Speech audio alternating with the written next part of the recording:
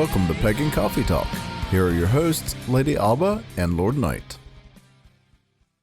Okay, Lord Night. So, what the hell are we as groups go? Are we covens?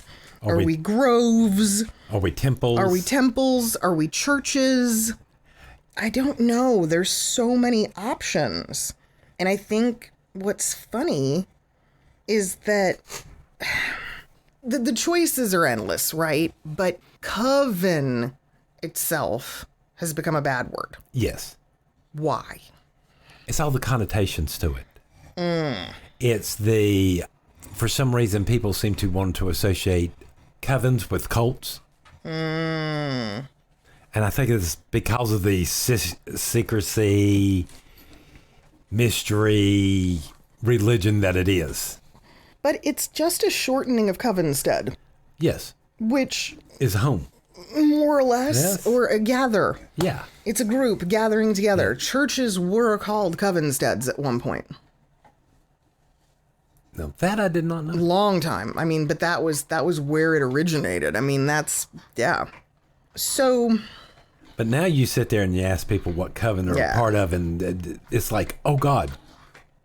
I don't know how to explain that. Like, you just asked them the most evilest question in the world. I know. It kind of sucks because coven for many of us was a reclaiming word, right? Right. To use the word coven, it was, first of all, it was a very quick association, right? It was very easy to go, okay, coven, witch, got it. Easy. But, so like in our case, Life Temple, if I remember correctly, Lord Min called it a temple because often people just assumed we were Jewish. Pretty much. Yeah.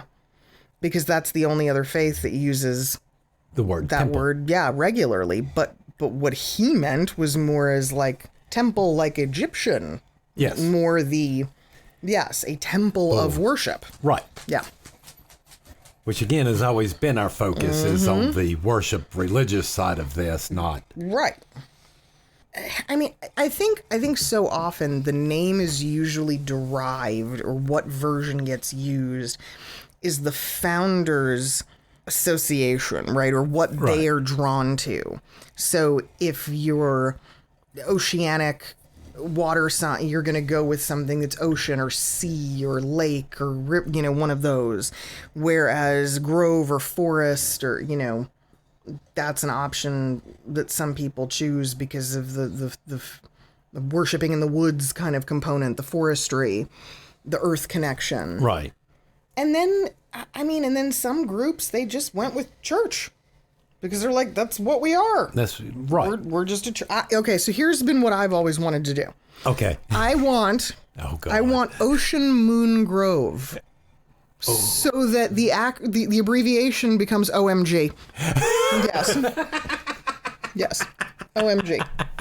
Well, see, now, this is all funny because we're talking about all this, but let's be honest. In the traditional community in which we run around in, yes, we never refer to each other as, oh, Lord, that's their coven.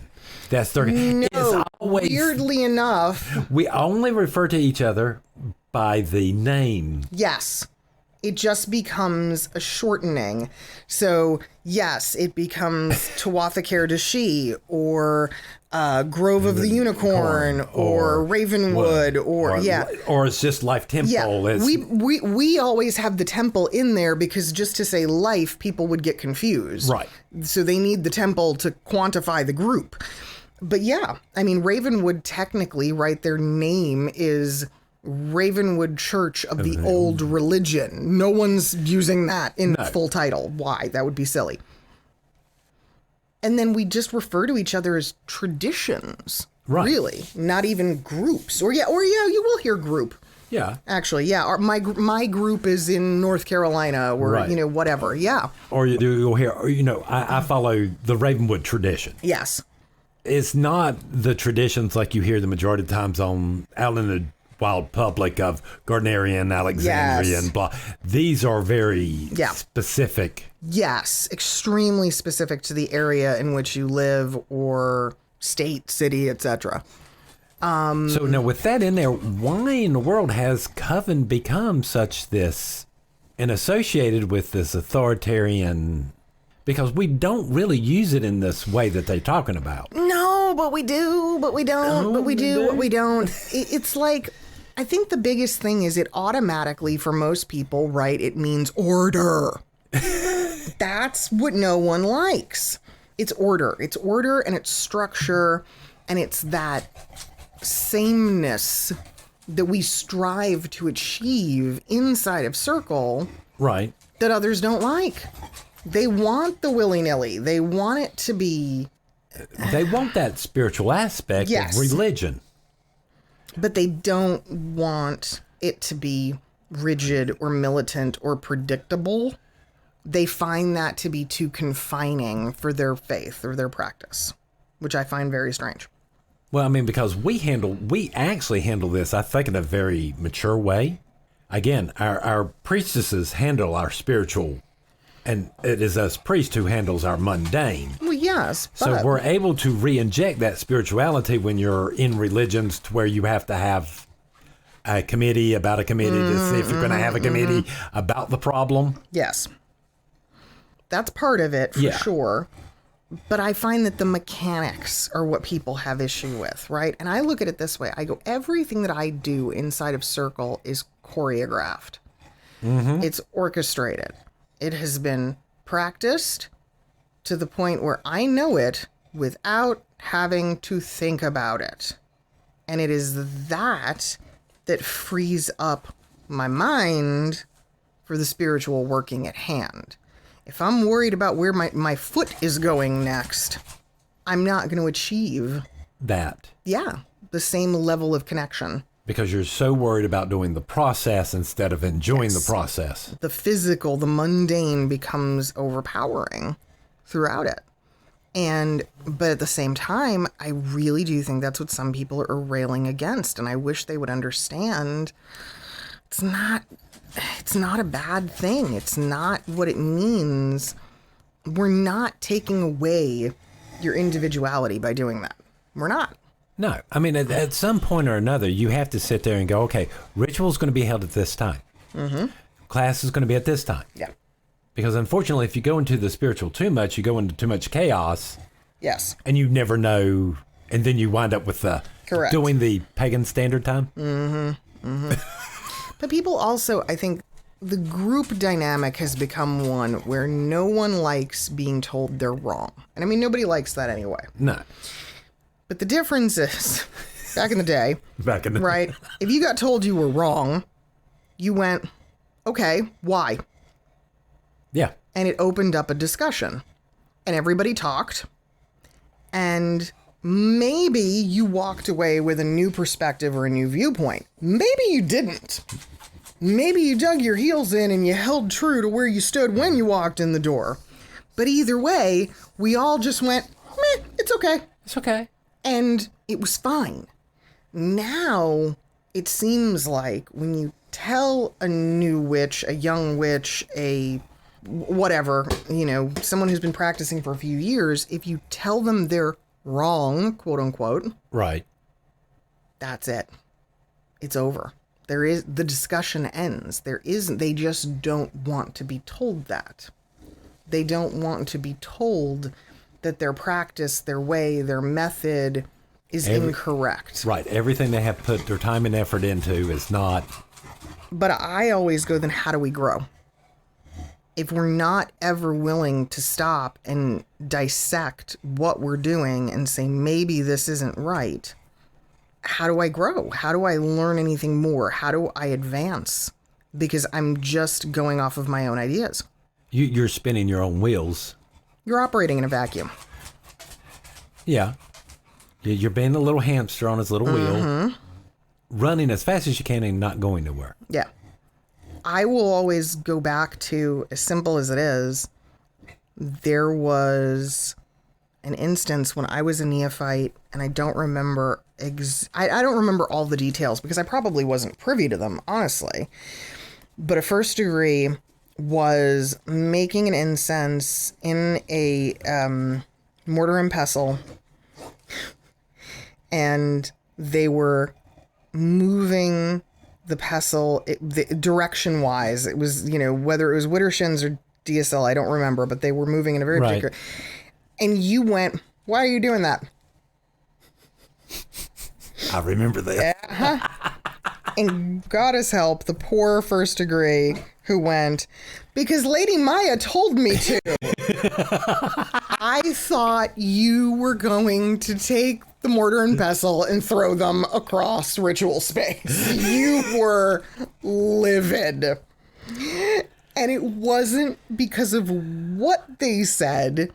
It was the fact that statement was problematic for a witch. You don't do it because someone else told you to. Why? No. Why are you doing that? What purpose does it serve? What is the logic, the reasoning? There's more to it. Right. There's no right or wrong answer. I want to know why. Yes. And it was obviously an issue you had or seen with this person before. Hence the thing I wasn't privy to. There was something else going on there. But it was just so funny. And I remember, but that's some of what we face nowadays, is that people, especially we're seeing it a lot with the hereditary witches. Yes. The people who are now coming up and going, which, I mean, I can't believe I'm saying it, but like, yeah, I mean, you have people who are between 15 and 25 years of age who were raised by practicing witches who are probably around our age. Yeah. And they are now considered to be hereditary witches because they were raised in a household of witchcraft. Fine. But a lot of those hereditary folks, when you ask them or when you question aspects of their practice, they go, this is what I was told to do. Or this is what my mom did. This is what my grandmother did. This is what my uncle did. This is what we've always done. But why? They don't have an answer. Well, again, we normally illustrate this because I love to tell this story. I know where you're going. It is a great story. All right. Well, Blaze happens to love this story, so here we go. There was once a little girl whose mother made the best roast. So she asked her dad, Mom, what makes your roast taste so good? Well, I cut the ends off. Well, why does that make it so good? I don't know. Your grandmother did it that way. When she gets here, you can ask her. Grandma shows up. Little girl climbs up into her grandma's like, why does cutting the ends of the roast off make it taste good? Well, I don't know. My mom told me that. As soon as your nanny gets here, you can ask her. Great grandma walks in the door. Great grandma walks into the door. It's more likely.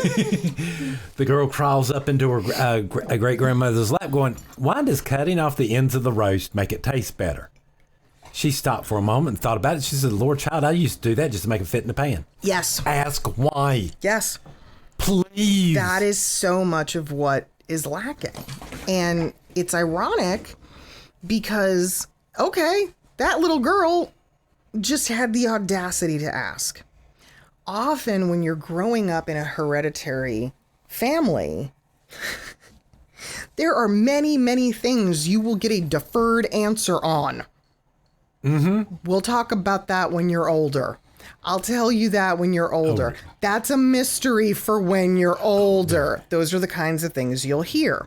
Now, the problem is, if you continue on into your adult life, assuming at some point that you know the answer, you've figured it out, but you never actually ask the question, hey, remember that thing that you said we would talk about it while I'm older? Well, I'm older. Can we talk about that now? Yeah. You don't ever actually have that confirmation. You're just assuming. So it is very, very wise to have those conversations. I would like to believe that no one is challenging your beliefs. They are simply opening up a discussion. Are there probably a few people that are, in fact, challenging your beliefs? Sure. But for the most part, when most groups, pagans, covens, priestesses, high priests, when we approach, that is our objective, is to have a conversation and to share valuable information so everyone is enriched. Yes. It is not because we're trying to discredit you.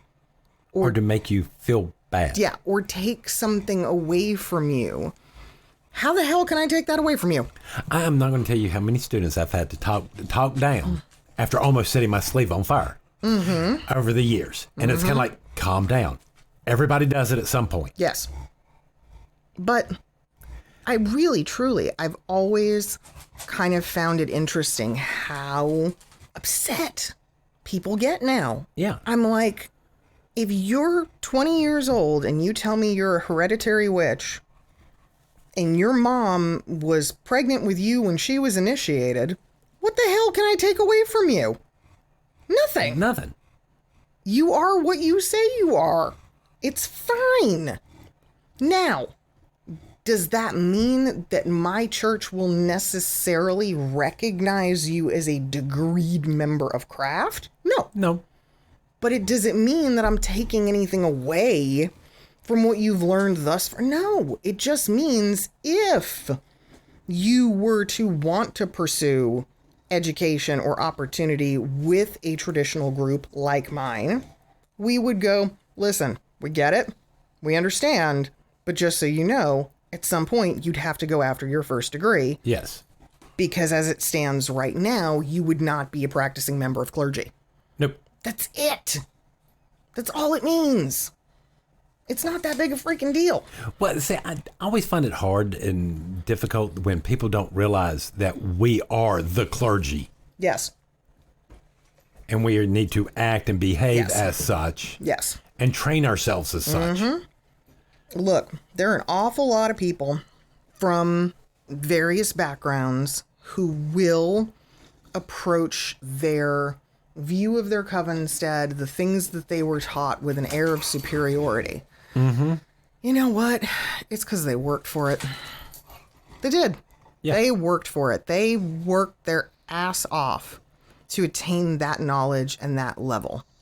So forgive them if they come across a little uppity. But for the most part, I promise you, their intentions are decent. And this is the discussion we have to open up if we expect craft to survive Yes. and to evolve forward. Because if we don't, we're in big trouble. Because covens are not seeing numbers like they used to. No. Yeah. No. And there are points to them. There are advantages. Well, you also have, and again, we're just being totally honest here. There have been those who have abused the titles, who have done shitty things, Yep. who have taken liberties with their members. I mean, there's all kinds of crap. But part of that is, again, investigate. Ask questions. Really investigate and ask questions about the Yeah. temple you're wanting to join. I mean, I meet a lot of women who are very concerned about the goings-on, right? Yes. With the priests of a church. I'm like, just talk to some people. Go to one ritual, one event. If you get the heebies, leave. That's it. You're not going to put yourself in a shitty position. Don't. And I mean, you don't have to go by yourself. No. Take a friend. I have even gone so far, and this is as a degreed initiate, if I was unclear on a group's practice and I didn't feel like I quite had a handle on what was going on, I would ask if I could observe. Yeah. I would like to sit outside of circle. Is it okay if I observe? No one says no. They don't care. The only way that's going to say no is if It's a closed event of some kind. Right. And I mean, you wouldn't be invited to that anyway. no. But I mean, You wouldn't even know that was going on. exactly. So, I mean, there is nothing wrong in exploring options. You may be quite surprised at the community that you do find and the resources that you find are available to you. I mean, you're in a room with people that believe pretty close to what you do, with all sorts of life experience you ain't never had. Yep. And you walk away for such a bank of information and knowledge. And even my daughter, who by far of most of the, she's not a social creature. Okay, she's just not. She's just not a big people person.